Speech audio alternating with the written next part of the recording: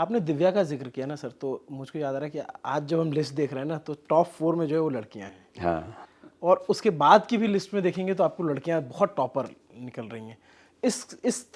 लड़कियों के इस तरीके के रिजल्ट को आप कैसे देखते हैं? 2-3 बातें हो सकती हैं। एक तो संयोग हो सकता है। मतलब कभी-कभी क्या होता है कि रैंडम चीज़ों को हम ज़बरदस्ती व्याख्या करने का प्रयास करते हैं। एक तो रैंडम भी हो सकता है क्योंकि आमतौर पे 2 ही जेंडर्स के लोग एग्ज़ाम दे रहे हैं, मेल फीमेल हैं। कभी लड़का टॉप करता है, कभी लड़की करती है, तो हमेशा नियम की तलाश नहीं करनी चाहिए। लेकिन अगर हमें ढूँढनी ही हो वजह, 2 वजह मैं या 3 वजह सोच पाता हूँ।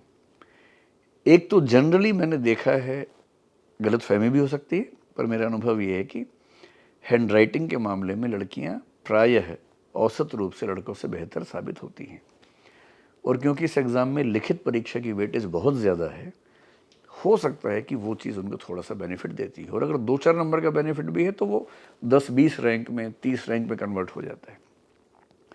दूसरा, मैंने देखा है अपने अनुभव में कि जिन लड़कियों को पढ़ने का मौका मिलता है लंबे समय तक, उनकी जनरली सीरियसनेस पढ़ाई के मामले में ज़्यादा होती है, क्योंकि बहुत सारी बच्चियों को अपने घरों से लड़ना पड़ता है कि हम ठीक से पढ़ना चाहते हैं।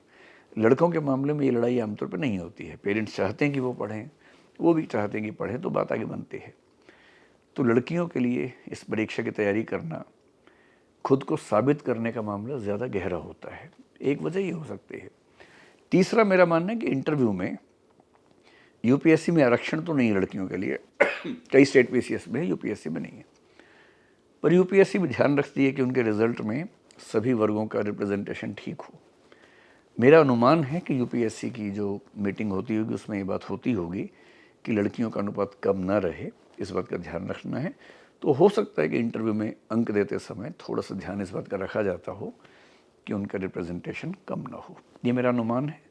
इससे लड़कियों की मेहनत और उसका महत्व ज़रा भी कम नहीं होना चाहिए।